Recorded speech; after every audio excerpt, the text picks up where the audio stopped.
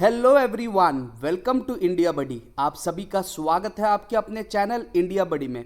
Students, मैं जानता हूं कल रात से बेसिकली आपके डेट एक्सटेंड हो गए थे, वैकेंट सीट लिस्ट आ गई है, लोग कंफ्यूज है कि कॉलेज लिस्ट क्या बना है। लेकिन मैं आपको बताना चाहता हूं कि इस साल का जो वैकेंट सीट लिस्ट है वो मैं कहूँगा सिर्फ जनरल कैटेगरी वाले लोगों के लिए काफ़ी अच्छा है, बाकी किसी के लिए भी अच्छा नहीं है। मैं क्यों ऐसा बोल रहा हूँ, आप इसको पूरा ट्रूथ देखिए। इस वीडियो में हम बहुत कुछ देखने वाले हैं।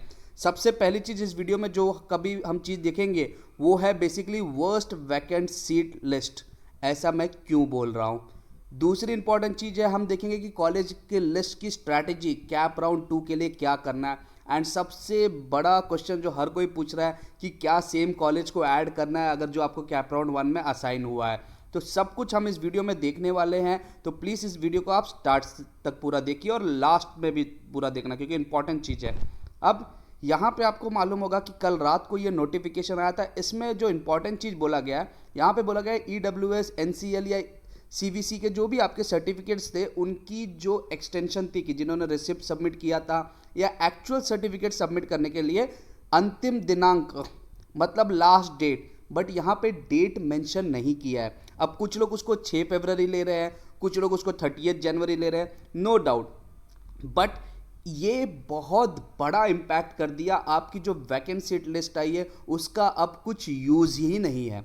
मैं बहुत क्लियरली अपने स्टेटमेंट को वापस रिपीट कर रहा हूँ, उस वैकेंट सीट का अब कुछ यूज़ नहीं है। बहुत लोग बोल रहे हैं it is a good thing कि एक्सटेंड हुआ, इवन आई से गुड थिंग, लेकिन इसका बहुत बड़ा ड्रॉबैक है जो कोई नहीं बता रहा और वो चीज़ मैं आपके सामने लेके आ रहा हूँ। अब यहाँ पे मान लीजिए हम किसी एक कैटेगरी की बात करते हैं एंड उसमें 3 स्टूडेंट्स हैं। पहला स्टूडेंट जिसको 87 परसेंटाइल मिला है, एग्जाम्पल में मैंने सिर्फ एक ऐसे डेटा ले लिया है। दूसरा स्टूडेंट जो सेम कैटेगरी का है उसको 82 परसेंटाइल है एंड तीसरा स्टूडेंट जो सेम कैटेगरी का उसको 35 परसेंटाइल है। मतलब तीनों सेम कैटेगरी। एंड फर्स्ट जो स्टूडेंट है 87 वाला उसने रिसिप्ट सबमिट किया था। सेकेंड जो स्टूडेंट है उसके पास सारे डॉक्यूमेंट्स हैं। थर्ड वाले स्टूडेंट के पास भी सारे डॉक्यूमेंट है। एंड कैप राउंड 1 में तीनों ने एक ही कॉलेज भरा एंड उसमें से फर्स्ट राउंड जो फर्स्ट स्टूडेंट है 87 वाला उसको वो ड्रीम कॉलेज लग गया। 82 एंड 35 वाले को वो कॉलेज नहीं लगा। लेकिन अब 82 वाला वेट कर रहा था कि अगर कोई सीट खाली होती है तो फिर मैं उसको सेकेंड राउंड में अप्लाई करूंगा। लेकिन अब जो सेकेंड राउंड का अप्लाई करने की जो डेट्स है वो तो बेसिकली स्टार्ट हो रही है। तो जो वेरिफिकेशन है कि हाँ जो 87 वाला कैंडिडेट है उसकी सीट फिक्स हुई है कि नहीं हुई है वो तो 30th तक मालूम पड़ेगी।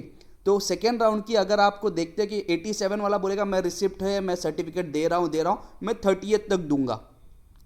अब 30 जनवरी के पहले ही आपका राउंड 2 हो जाएगा, आपका सारा एडमिशन हो जाएगा। मान लीजिए 82 वाले ने अब दूसरा कॉलेज लिया क्योंकि वैकेंट सीट में अब वो पहला वाला कॉलेज दिखाई नहीं रहा था क्योंकि 87 वाले ने उसको रिजर्व कर लिया था।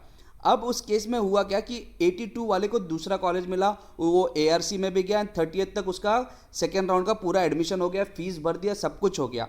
एंड 30th को 87 वाला बोलता है कि मैं सर्टिफिकेट नहीं सबमिट कर पा रहा हूँ क्योंकि नहीं पॉसिबल है, तब उसकी सीट वैकेंट होगी। लेकिन 82 वाले बच्चे का क्या, उसका तो बेसिकली अगर आप देखोगे उसने तो सेकेंड कॉलेज में एडमिशन ले लिया एंड उस समय कोई एक बच्चा रहेगा जिसको 35 परसेंटाइल है सेम कैटेगरी का, उसको दिख रहा है कि हाँ सीट खाली है, मेरे पास सर्टिफिकेट है, उसको मिल जाएगा। तो मेरा क्वेश्चन ये है कि जो 82 वाला था क्या सारी गलती उसी बच्चे की थी?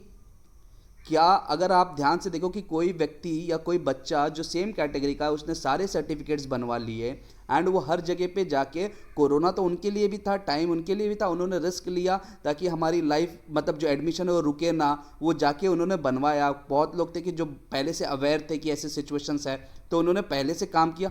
तो क्या उनको उस चीज़ का बेनिफिट नहीं मिलेगा? तो यहाँ पे जो वैकेंट सीट आई है उसमें बेनिफिट किसको मिला? जनरल कैटेगरी वाली की सीट्स एकदम क्लियर है, जहाँ पे 2 सीट 1 सीट उनको मालूम है कि यहाँ पे अभी कुछ नहीं आएगा। लेकिन जो EWS है या कोई भी कास्ट कैटेगरी वाले हैं उनके केस में क्या हो रहा है? उनके केस में अगर उनको 1 सीट दिखा रहा है किसी भी पर्टिकुलर ब्रांच में किसी एक कॉलेज का, तो चांसेस है कि उसमें 2-3 सीट और भी होंगी कि जो शायद 30th को खाली हो, लेकिन तब तक तो बाकी एडमिशन हो जाएगा।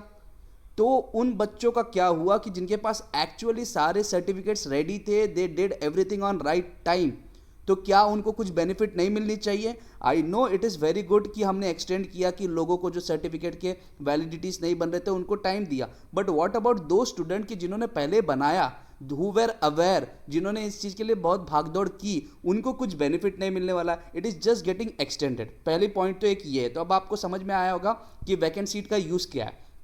अब दूसरा क्वेश्चन आ रहा है कि कॉलेज लिस्ट में क्या बनाना है। कुछ लोग बोल रहे हैं सर वैकेंट वाले कॉलेज डाले कि बाकी कॉलेजेस भी डाले कि जिसमें सीट्स नहीं दिखा रहा है लेकिन क्या उनको भी भरना? मैं बोलूँगा आप सब भरो। जो कॉलेज आपको पसंद था, भले उसमें सीट वैकेंट में हो या ना हो, आप उसको भी भरो, क्योंकि चांसेस ऐसे है कि बीच में वो सीट्स खाली हो जाए, तो उनको आप भरो। प्लस उसके बाद आपका जो वैकेंट सीट का है। अब क्वेश्चन ये आता है कि सर क्या हम सेम कॉलेज भरें जो हमको मिला था कैप राउंड 1 में? देखिए, अगर आप कैप राउंड 1 में एक कॉलेज मिला है आपको, एबीसी कॉलेज कोई भी एक मिला है ना, आप वही वापस आप बेटरमेंट में भी वही डाल रहे हो, एबीसी को डाल रहे हो, तो चांसेस है कि वही कॉलेज वापस लगेगा। एंड अगर वो चीज़ लगी है तो आपने 1000 रुपये क्यों भरा फॉर बेटरमेंट के लिए? तो आपको एक चीज़ करना कि आप वो कॉलेज डालिए जिसमें आपको सबसे ज़्यादा, जिसमें आपका सबसे ज़्यादा ड्रीम है, आप वो भरिए। एंड जो कॉलेज आपको मिल चुका है उसको भरने की जरूरत नहीं, अनलेस अगर आप कोई दूसरा ब्रांच को ट्राई कर रहे हैं। एंड मैं बोल रहा हूँ बेटरमेंट में बहुत मेक श्योर रहो कि अगर आपको बेटरमेंट के लिए आप गए एंड आपको कॉलेज लग गया तो आपका फर्स्ट राउंड का कॉलेज चला जाएगा, वेरी क्लियर। और अगर आपको नहीं लगा तो आपको फर्स्ट राउंड वाला ही कॉलेज मिल जाएगा, ये चीज़ आपको याद रखनी है। एंड तीसरी इंपॉर्टेंट चीज़ है 300 के ऑप्शंस पूरे भरना। कुछ लोग 20, 25, 30 भरते हैं ना, वो फंस जाएंगे। कैप राउंड 1 में भी ऐसे ही फंसे थे ईडब्ल्यूएस एंड टीएफडब्ल्यूएस वाले, उनको लगा इतना कट ऑफ हो जाएगा। आप कैप राउंड 2 के लिए एक्सपेक्ट मत कीजिए कि इतने में हो जाएगा। भर के रखिए 300, भले वो मिले ना मिले नो प्रॉब्लम, आपके जैसा ऑर्डर है उस प्रेफरेंस में रखिए। एटलीस्ट अगर जो आपने सोचा उसके हिसाब से नहीं हुआ, तभी भी आपके हाथ में एक कॉलेज तो रहेगा, भले वो बुरा रहे लेकिन एक तो रहेगा। लेकिन अगर आप सिर्फ 20 या 30 कॉलेज भर देते हैं और उसमें से एक भी नहीं लगा, तो कैप राउंड 2 के बाद भी आपके पास एक भी कॉलेज नहीं है। तो आप समझ रहे situation, having a poor college is better than not having any college. ये एक चीज़ आपको याद रखनी है। तो पहली चीज़ तो ये चीज़ है, तो ये दोनों पार्ट आपको याद रखना है। एंड स्टूडेंट्स, अगर आपको ये वीडियो पसंद आया तो लाइक कीजिए, क्योंकि मैंने इसमें बहुत ज़्यादा रियल बात बताई है कि जो नहीं बताए जा रहे। सब कह रहे हैं गुड न्यूज़ है, गुड न्यूज़ है, good news, it is a good news, no problem. But what about दो स्टूडेंट्स जो बहुत ज़्यादा ईमानदारी से काम किए, जिन्होंने बहुत पहले मेहनत की, उनके लिए ये एक बैड न्यूज़ बन सकता है। सो इसलिए स्टूडेंट्स, इसको आप शेयर कीजिए।